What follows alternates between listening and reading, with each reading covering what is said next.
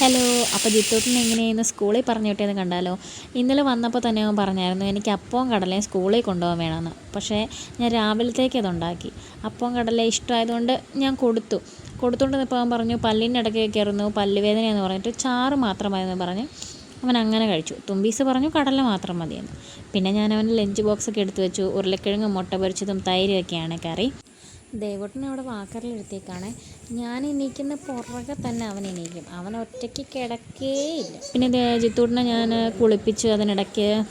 പിന്നെ ഏട്ടനെ അവനെ യൂണിഫോമൊക്കെ ഇടിയിച്ചു, ബെൽറ്റൊക്കെ ഇടിയിച്ച് അതിനിടയ്ക്ക് അവിടെ ദേവൂട്ടൻ കിടന്ന് അവൻ്റെ ചെരുപ്പെടുക്കാൻ വേണ്ടി നല്ല പരിശ്രമമാണ്. ഞാനോർത്ത് ഇപ്പോൾ വാക്കറിയുന്നു കാല് പൊങ്ങി പോകുന്നു. അടിയിൽ കാല് മുട്ടുന്ന പോലുമില്ല, പൊക്കി പിടിച്ചിട്ടാണ് അത് എടുക്കാൻ നോക്കണത്.